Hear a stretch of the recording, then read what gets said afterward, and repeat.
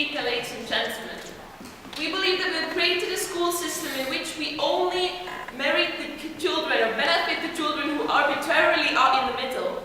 They are the ones who are getting the teaching that is appropriate to them. We think that we're disregarding the needs of the smarter ones and disregarding the needs of, for example, less able students. We think that by doing that, we not only not benefit these children, but we also do not utilize the potential that the society could have in the long run. I'm going to firstly speak about the efficiency of teaching and what are we doing at the moment, how we can change that. And secondly, I'm going to speak about motivation, and the first, smarter children, in the context of smarter children, and secondly, in the context of less able children. Before that, a few clarifications of what we think.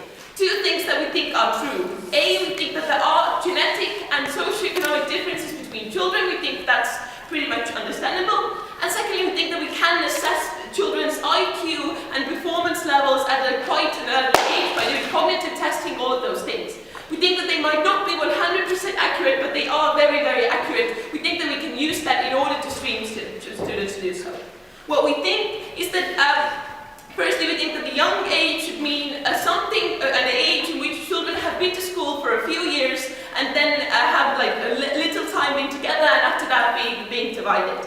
We think that streaming means that we're going to separate them, for example, into 3 levels, which are going to go to school or go to class differently based on their levels of IQ and performance, for example. No, thank you. We think that these levels will not be like openly admitted. We do acknowledge that after some time children will probably understand that. We don't think that we need to like advertise that. No. And we think in a second that under these classes, children will be assessed under the like metric that is specifically like being developed for that certain level of class. Go.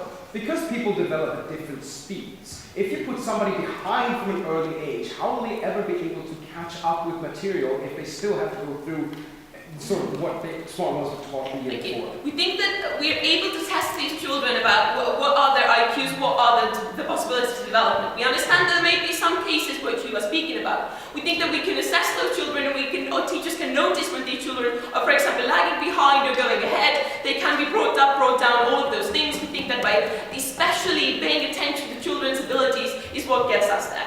Going on to the material. First, speaking about efficiency of teaching, and like the narrative of how we're doing schooling at the moment is that we put together children based on age. We think that it's a rather arbitrary idea of what to do. We think that we do it mainly for social understandings and don't really assess what those children are able to do or what they could do.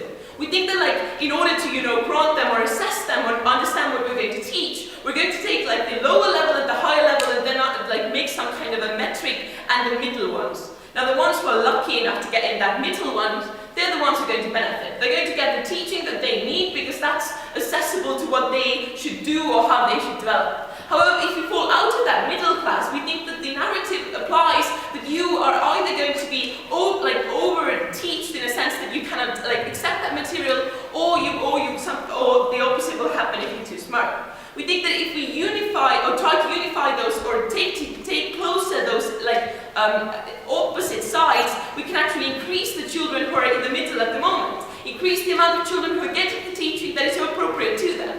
Thus, we can actually assess what kind of a teaching tempo those children need, whether it's faster in the smarter kids versus not so fast, and for example, using different methods for example, children who are lagging behind. No. I think that's essential in order to grant like an appropriate metric first, an appropriate tempo of teaching, and appropriate methods and material for those children. That's important. Going on to my second point about motivation. First, let's take the smarter children. We think that there are 3 criteria that mainly propose motivation or increase motivations. There are competition, P, purpose, and 3, recognition. We think that if we speak about smarter children, then what happens is you do not have competition or a large amount of competition in a classroom where you're the smartest. There could be children in other classes, but that's not the competition for you. Even if you have subject contests, and that happens once a year versus every single day, you don't have to compete. You are the best, and you know that, and that's simply what it is, which means that does not instill, competition for you. Second thing about purpose. You do not have a purpose because the level of teaching is lower than you are able to do. The problem is, especially, for example, in Western European societies, is that children never learn to learn because they don't have to do it. They're just that smart.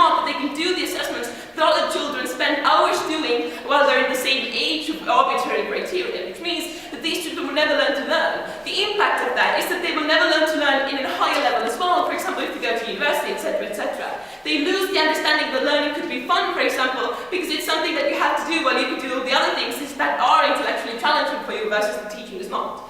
And thirdly, it's recognition. And we think that you get recognition so easily if you're a smart one in a classroom when everyone else are not that smart. Because everyone says that, hey, you are the smart one, we're going to do this, that, and that. You're getting all the good grades, etc., which means that you don't have to work for that recognition, you simply get that. And that is not a motivational recognition anymore, which means that we're losing at the moment with these children. First impact is that they simply don't study because they don't have to. They don't have to learn new things because they're getting by so easily. And the second impact is what I already mentioned, is that we don't use their potential. They could do so many other things if we teach them methods of learning that are other than these that we're doing at the moment. Second part is, these less able children. And the same three criteria apply. Competition. You also don't have that because competition is not motivational at that moment because everyone else are competing in a higher level or even not competing because you can never compete with these children because you know that they're not higher than you. Because in those classrooms there's a metric of how we assess whether you're good and you can never compete with those children because that does not exist because these children will always get the other grades that you cannot get. Second is about purpose. You do not have a purpose because the idea of what grades you can get are so high up from what you are that you lose the idea of purpose. The impact of that is that if you fail and you constantly fail, then you learn to externalize the problems of why you're not getting to that level. Is that those children are teachers' pets, or those children have cool parents or rich parents that put them to other things. You try to externalize in order to find reasons why you're not good enough and you're not going to blame yourself. Which means that you're going to lag behind more and more and more. And thus, we're going to disenfranchise those children even more from the idea of those schools and schooling system and teaching system and education and the opportunities that those children could also have if we follow different methods, different teaching and different metrics. So because we're able to utilize the potential so much more and give those children a chance, please propose. Thank you.